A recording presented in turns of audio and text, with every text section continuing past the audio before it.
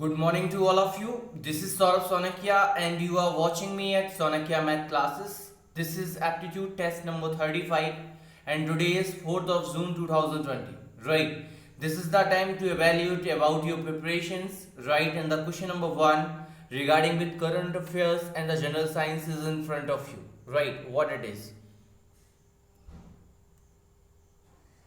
So the question number 1 is in front of you and the question is simply name the portal which was launched by PM Modi to help the smaller MSMEs while resolving their grievances and the complaints received on the portal.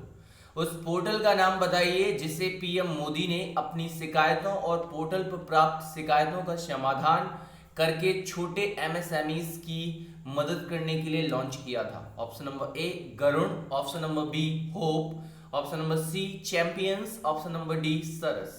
जल्दी से आपके पास 5 second का time.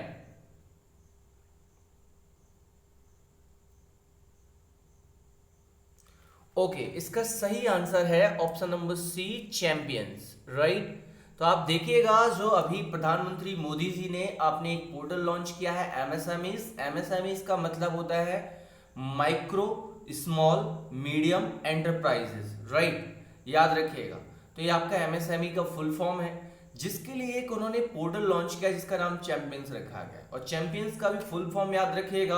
अगर हम याद बताएं तो C for creation and H for harmonious. तो creation and harmonious, then A for अगर देखिएगा creation and harmonious applications for modern processes for increasing national strength. Right, ये पूरा फुल फॉर्म है चैंपियंस का। एक बार दोबारा से बता रहा हूं, creation and harmonious applications for modern processes of increasing national strength. Right, तो आपने देखा ये पोर्टल लॉन्च करने का मीनिंग यही है कि इससे रिलेटिंग में जितने भी आपके लोग जुड़े हुए हैं उनके लोगों की बातों को सीधे तरीके से एक्सेप्ट करना इसी वाले पोर्टल पर और उनका जल्दी से जल्दी उसका समाधान करना। तो ये बहुत ही अच्छा एक एप्लीकेशन लॉन्च किया है। इसके पहले आपने देखा गरुड़। गरुड़ क्या था?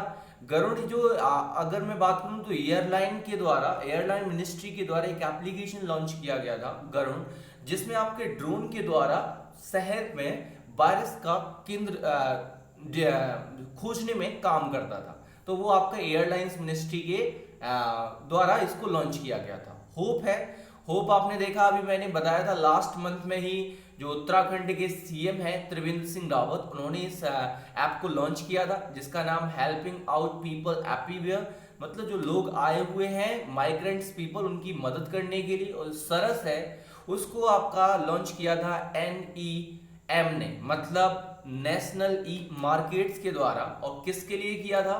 SHG that means self help groups के लिए, जो शायद स्वयं सेवा समूह हैं जो दूसरों की मदद करते हैं, उनके लिए ये वाला एप्लीकेशन लॉन्च किया गया था। तो याद रखना है हमें, जो अभी MSMEs के लिए लॉन्च किया गया उसका नाम चैंपियंस है। राइट, चलेगा आगे बढ़ते हैं हम लोग। And the question number 2 is in front of you and what it is, right? Clearly देखिएगा, what is the rank of India? Okay, what is the rank of India in countries global ranking of startup ecosystem 2020 report released by Startup Blink? Startup Blink द्वारा जारी की गई country global ranking of startup ecosystem 2020 में भारत की rank क्या है? Option number A 23, option number B 17, option number C 6, option number D 35। जल्दी से आपके पास 5 सेकंड का टाइम।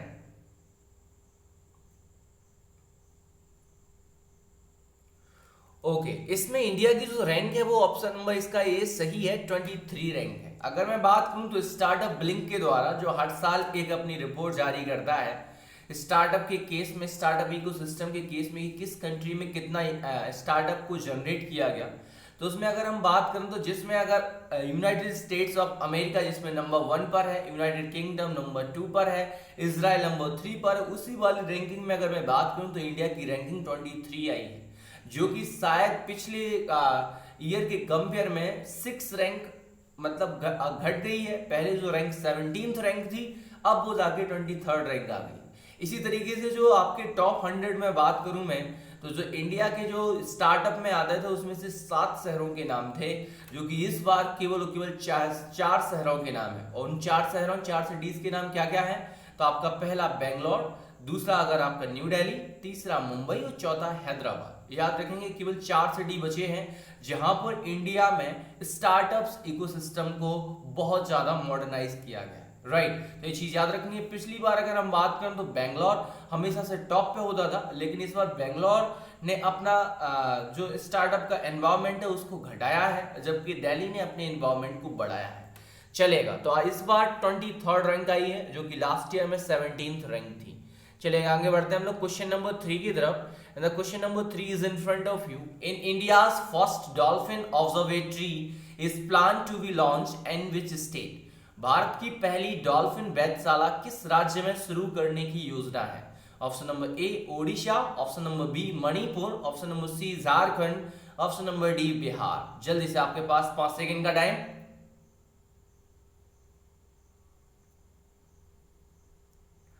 ओके, इसका सही आंसर है ऑप्शन नंबर डी बिहार। आपकी जो इंडिया की पहली आपकी डॉल्फिन वेधशाला है, that means first dolphin observatory, वो आपकी प्लान की जा रही है। जो बिहार के चीफ मिनिस्टर है नीतीश कुमार, उन्होंने इसको डिसाइड कर लिया है बिहार के भागलपुर डिस्ट्रिक्ट में। आप याद रखेंगे भागलपुर डिस्ट्रिक्ट में उसमें आपको सेटअप किया जाने वाला है। और वो कहां पर किया जाने वाला है उसका भी नाम है VGDS। VGDS दैट मीन्स क्या है? तो अगर आप V for Vikramshila, G for अगर मैं बात करूं तो Gangtok, and D for dolphin and S for sanctuary. That means Vikramshila dolphin Vikramshila Gangtok dolphin century पर ये बनने जा रहा है भारत का पहला डॉल्फिन ऑब्जर्वेटरी। राइट, तो याद रखिएगा बिहार स्टेट के भागलपुर डिस्ट्रिक्ट में। चलेगा, आगे बढ़ते हैं हम लोग क्वेश्चन नंबर 4 की तरफ। And the question number 4 is in front of you and the section is general science. Hydrogen bomb is based on which principle? Hydrogen bomb किस सिद्धांत पर आधारित है? Option number A nuclear fission, नाभिकीय विखंडन, option number B nuclear fusion, नाभिकीय संलयन, option number C solar energy ऊर्जा, ऑप्शन नंबर डी नन, कोई नहीं। जल्दी से, आपके पास 5 सेकंड का टाइम।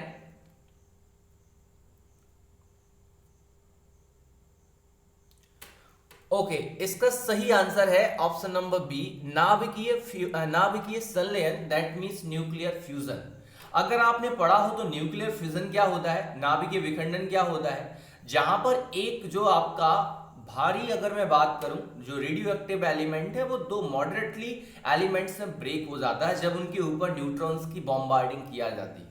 जैसे when a heavy atom of element that is bombarded by the neutrons, then it will break into the 2 of the moderate elements and with the tremendous amount of energy. This is called nuclear fission, and we know that atomic bomb and the nuclear bomb that are based on this principle. याद रखना है, जो atomic bomb है वो आपका nuclear fission पर depend करता है। राइट, अच्छा, अब न्यूक्लियर फ्यूजन क्या होता है? तो न्यूक्लियर फ्यूजन या नाभिकीय संलयन की अभिक्रिया वो होती है जहां पर 2 छोटे छोटे एटम के एलिमेंट्स मिलकर एक बड़े एटम ऑफ एलिमेंट को बनाते हैं और ट्रेमेंडस अमाउंट ऑफ एनर्जी को इंक्रीज करते हैं। जैसे अगर मैं बात करूं तो 1s2 + 1s2 after the arrow 2he3 + 0n1 + ट्रेमेंडस amount of energy. That means मैंने ड्यूटेरियम के 2 एटम्स यहां पर ले लिए और आफ्टर द रिएक्शन मैंने क्या देखा? हीलियम का एक भारी एटम बना, साथ में आपने देखा क्या बना? आपके 3 आपके क्या बन गए? एक आपका न्यूट्रॉन का भी एटम बना, साथ में बहुत सारी अमाउंट में एनर्जी मिली। याद रखिएगा, इसी प्रिंसिपल पे आपका हाइड्रोजन बॉम्ब काम करता है, आपकी नाभिकीय संलयन, दैट मींस न्यूक्लियर फिजन। और इसी पर अगर मैं बात करूं तो we can say that the sun is the infinite source of energy. What is the principle on which the sun is depend on? So that means नाभिकीय संलयन, that means nuclear fusion. तो आपको बात करिएगा तो the source of infinite energy of sun, that is also nuclear fusion. Okay, solar energy, we know that solar energy is the energy that we obtain from the sun in the form of light, and that can be converted into the electrical form by the separate of devices like the solar cell panel. Right, चलेगा, तो आगे बढ़ते हैं हम लोग। तो याद रखिएगा हाइड्रोजन बम न्यूक्लियर फ्यूजन पे डिपेंडेंट है, दैट मींस नाभिकीय संलयन पे। आपका जो सेक्शन आता है वो हिंदी का, and option number question number 5 is in front of you. प्रवृत्ति का सही विलोम शब्द है, ऑप्शन नंबर ए वृत्ति, ऑप्शन नंबर बी अनावृत्ति, ऑप्शन नंबर सी निवृत्ति, ऑप्शन नंबर डी सद्वृत्ति। जल्दी से आपके पास 5 सेकंड का टाइम। ओके, इसका सही आंसर है आपका ऑप्शन नंबर सी, राइट। अब अगर आप देखें तो प्रवृत्ति मींस होता है tendency, tendency that means to work something, right. इसका मतलब है किसी कार्य में लगा होना। ओके, वृत्ति का मतलब, और प्रवृत्ति का हो गया किसी कार्य में संलग्न। वृत्ति मींस कार्य, अनावृत्ति मतलब कोई मीनिंग है नहीं हिंदी में। सद्वृत्ति मींस होता है अच्छा कार्य, और निवृत्ति मींस होता है किसी भी कार्य से मुक्त हो जाना। तो आप देखें किसी कार्य में लगा होना, तो इसका जस्ट एंटोनियम क्या होगा, किसी कार्य से मुक्त हो जाना। तो प्रवृत्ति का एंटोनियम क्या होगा, निवृत्ति होगा। चलेगा, आगे बढ़ते हैं हम लोग क्वेश्चन नंबर 6 की तरफ। पावन का संधि विच्छेद कीजिए। ऑप्शन नंबर ए पा प्लस 1, ऑप्शन नंबर बी पा प्लस आ1, ऑप्शन नंबर सी पाव प्लस अन, ऑप्शन नंबर डी पो प्लस अन। जल्दी से आपके पास 5 सेकंड का टाइम।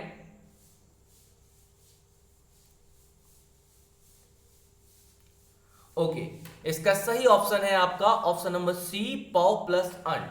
अगर आपने संधि पढ़ी हो तो स्वर संधि में एक टाइप होता है अयादि स्वर संधि, और जिसका आपने अगर सूत्र पढ़ा हो तो HOI बायाबा, राइट। तो HOI बायाबा के द्वारा आपने पढ़ा है कि किसी भी संधि, आपके जो संधि होती है वो 2 पदों की हमेशा संधि होता है। तो प्रथम पद में अगर आपसे बात करी जाए कि अगर ए आय ओ औ की मात्रा आती है, और द्वितीय पद के प्रारंभ में अगर कोई भी स्वर मात्रा आती है, तो हम देखते हैं ए का आय का आय, ओ का औ और औ का आओ हो जाता है, राइट। तो यहाँ पे याद रखिएगा, यहाँ पे मैं देख सकता हूं, तो ये आय ओ एंड आओ, ठीक है, क्लियर है बात। तो आप देखेंगे यहाँ पर ए का हो जाता है आय, आ और या, ठीक है। आय का क्या हो जा रहा है, बड़ा आ और या, दैट मीन्स आय। ओ का हो जाता है आ और वा, मतलब आओ, और औ का हो जाता है बड़ा आ और वा, दैट मीन्स आओ। तो देखिएगा यहाँ पे सिंपल सी बात, अगर मैं पावन में पढ़ूं तो आप क्लियरली देख पा रहे हैं आओ आ रहा है। क्या आ रहा है, आओ। तो पाप किसकी मात्रा आनी चाहिए आओ के लिए, आओ की। तो पौ प्लस अन, that is the right option for this question, right। Now we will proceed for the section of English, and the question number 7 is in front of you. Choose the misspelled word from the following, right। There is a one of the word that we have given that is that has a misspelling, and you have to choose that option. Option number A passion, PASSION, option number B fashion, FASHION, option number C ration, RATION, option number D tuition, TUTION। जल्दी से आपके पास 5 second का time.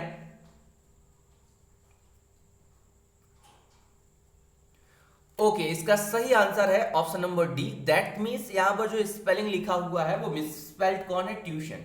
Tuition की actual में spelling होती है TUITION, right, याद रखेंगे। अगर मैं बात करूं पैशन, पैशन मीन्स होता है इच्छा। फैशन, फैशन मीन्स होता है समय के अनुसार साज सज्जा के लिए पहने जाने वाले वेशभूषा। राशन, राशन मीन्स खाद्य सामग्री बोल सकते हैं हम लोग। और ट्यूशन, ट्यूशन मीन्स अगर मैं बात करूं तो coaching classes, that means, right. तो ट्यूशन की जो सही स्पेलिंग TUITION, राइट। चलेगा, नेक्स्ट आपका जो क्वेश्चन है that is also from the English, and one word substitute for study of words, right. Option number A ornithology, option number B orology, option number C optology, and option number D ophthalmology, right. जल्दी से आपके पास 5 second का time, और आपको इसमें जल्दी से ऑप्शन को चूज करना है।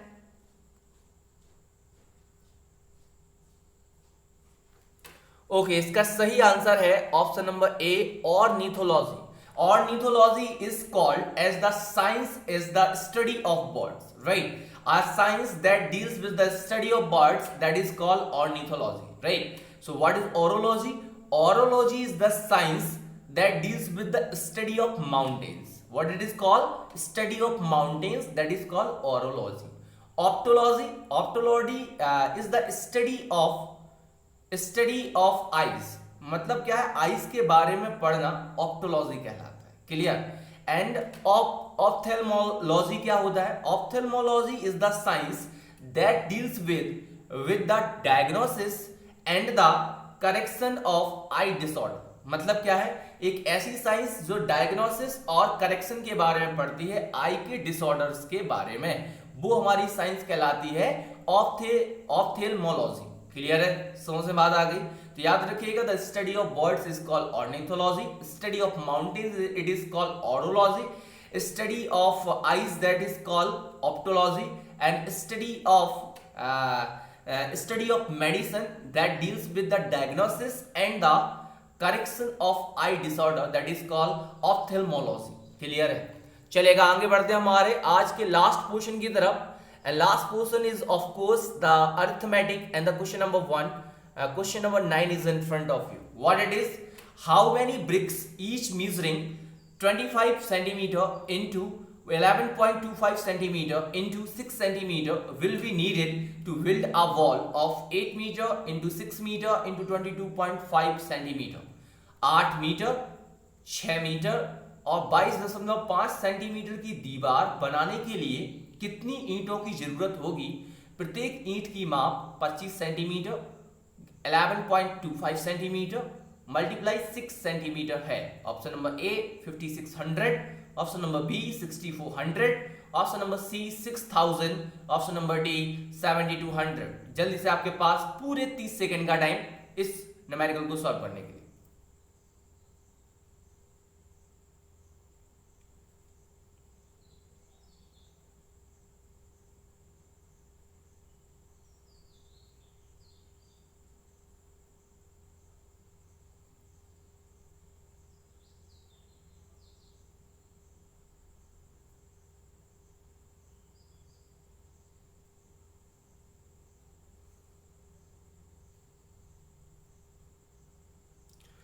Okay, so time's up now, and the right option for this question it is option number B 6400। लेकिन हम इसको निकालेंगे कैसे, इसको सॉल्व कैसे करेंगे, राइट? तो आप देखिएगा, अगर जो ब्रिक्स से आपकी वॉल बनने जा रही है तो वो क्या कवर अप करेगी, आप समझिए। सबसे पहले तो वो भी क्या बनाएगी, आपका एक वॉल्यूम कवर अप करेगी। और एक अगर मैं एक बात करूं, जो आपका जो भी आपकी ब्रिक है वो आपकी किस डायमेंशन में है? क्यूबॉइड फॉर्म में। क्यूबॉइड भी क्या होता है? 3 डायमेंशनल। तो वो भी क्या कवर अप कर रही है? आपकी वॉल्यूम। तो अगर मैं बात करना चाहूं, यहां पर निकालना चाहूं काउंटिंग इनकी, याद रखिएगा, बात करें तो काउंटिंग अगर हमें निकालनी है ब्रिक्स की तो उसको हम निकाल सकते हैं बहुत इजीली। कैसे निकालेंगे अभी आपको मैं दिखा दूं, ठीक है? तो आप देखिएगा, यहां पर आपको पता है नंबर ऑफ जो ब्रिक्स है, मतलब ईंटों की संख्या जो अगर हमें निकालनी, तो उसके लिए हमें जो फॉर्मूला लगाना पड़ेगा, volume of ball upon volume of 1 brick. ठीक है? मतलब क्या है, जो आपकी दीवार का आयतन है और जो आपकी एक ईंट का आयतन है उससे हमें डिवाइड लगाना पड़ेगा। याद रखिएगा। तो जो दीवार भी है वो भी आपकी क्यूबॉइड फॉर्म में है और मतलब घनाभागाकार है, और जो आपका ईंट है, ब्रिक है, वो भी आपकी घनाभागाकार है। दैट मीन्स आपकी क्या है, क्यूबॉइडल शेप में। दोनों के वॉल्यूम आपको पता है, length into breadth into height, LBH upon LBH। लेकिन बात करनी है आपको हमेशा से, अब देखिएगा यहाँ पर, तो आपका जो वॉल है, वॉल का आपको क्या दे रखा है, आपको 8 मीटर। ठीक है, वेरी नाइस। यहाँ पर दिया रखा है 6 मीटर और यहाँ पर दे रखा है, याद रखिएगा, 22.5 सेंटीमीटर। क्लियर है बात? अच्छा, आपकी ईंट की माप में दे रखा है 25 centimetre multiply 11.25 centimetre. Okay, multiply आप देखेंगे 6 सेंटीमीटर। क्लियर है? तो आप एक चीज याद रखना होता है, जब भी आपको डिवाइड लगाते हैं तो तभी कैंसिल आउट हो सकता है जब उनकी यूनिट सेम। मतलब आप यहां पर देखें तो ए मीटर में है, ए भी मीटर में, ए सेंटीमीटर में, ए सेंटीमीटर सेंटीमीटर सेंटीमीटर। मतलब इन दोनों को हमें बदलना होगा, किसमें? सेंटीमीटर में, या इन चारों को बदलना होगा मीटर्स में। क्लियर है? तो आप देखें 1 metre is equal to 100 centimetre. Clear है ना? पता है ना? तो आप देखिएगा यहाँ पर नेक्स्ट स्टेप में हम जो करने वाले हैं, तो आप देखेंगे 8 का कितना हो जाएगा, 800। क्लियर है? 6 का कितना हो जाएगा, 600। क्लियर है? और यहां पर आप देखेंगे तो 22.5, सारे के सारे आप सेंटीमीटर में आ गए भाई। क्लियर है? डिवाइड में आप देखें तो ये 25 होगा। ओके, ये आपका अगर हम बात करें तो ये आपका कितना होगा, 11.25 होगा, और ये आपका कितना होगा, 6 होगा। ठीक है? क्लियर? तो आप देखिएगा यहाँ पर 11.25 2 जा 22.5, ठीक है, 11 2 जा 22 और 25 2 जा 50, क्लियर है। तो आगे आपका ये 2 टाइम कैंसिल आउट हो गया। 6 से अगर आप ध्यान से देखें तो 6 से 600 कितने टाइम जाएगा, 100 टाइम।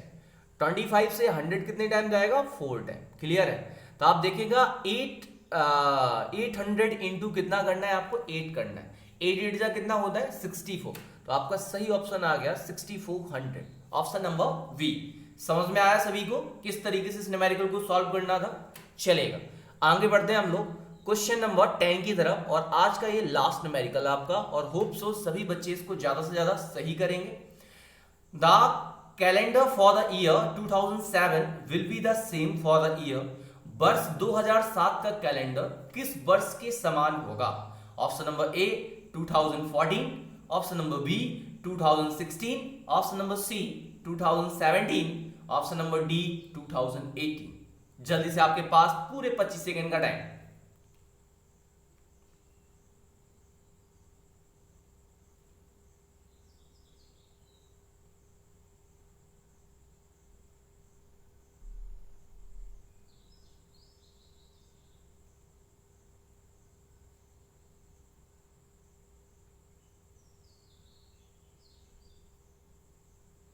ओके, इसका सही आंसर है ऑप्शन नंबर डी 2018।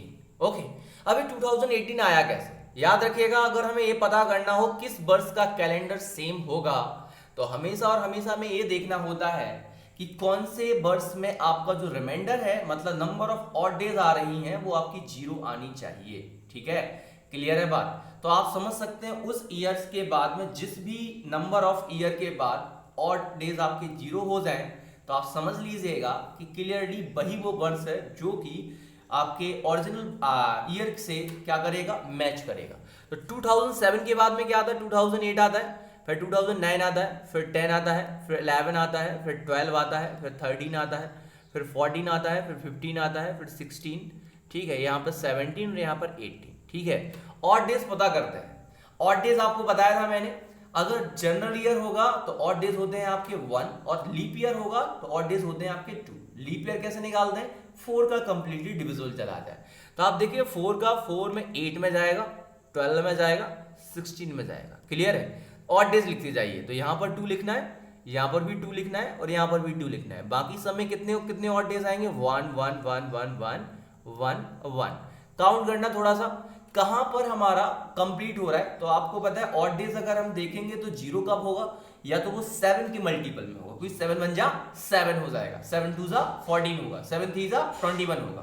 तो देखिएगा 2 1 3 3 1 4 1 5 5 2 7 7 5 2 7, ओके सॉरी, यहाँ पर मैंने 7 तो लिखा ही नहीं, और 7 का आपको कितना आएगा 1, ठीक है, 7 पे एरो नहीं लगाएंगे। तो 1 2 3 1 4 4 और 1 5 5 1 6 6 2 8, तो नहीं हो सकता। 8 और 1 9 9 और 1 10 10 और 1 11 11 और 2 13 13 और 1 14। तो देखिएगा यहाँ पर आपका हो गया रिमाइंडर आपका कितना, 0। तो आपको पता है इस जो रिमाइंडर 0 हो गया, तो 7 के बाद में जो आपका ईयर आएगा जो मैच होगा वो आपका कौन सा होगा, 2018, राइट। तो आपको जिस ईयर से निकालना है उस ईयर से ऑड डेज को लिखते जाइए, और जहां पर आपको 7 का मल्टीपल कंप्लीटली मिल जाए तो याद रखिएगा उसका जो नेक्स्ट वाला ईयर है वही आपका मैचिंग ईयर होगा उस ईयर के, ठीक है। तो होप सो आपको ये वाला क्वेश्चन समझ में आ गया है, and most of the students will score in this aptitude test 10 out of 10, and the some of the students that are near to 10 out of 10. So keep watching, keep learning, and keep sharing this aptitude test. Thank you, Zain.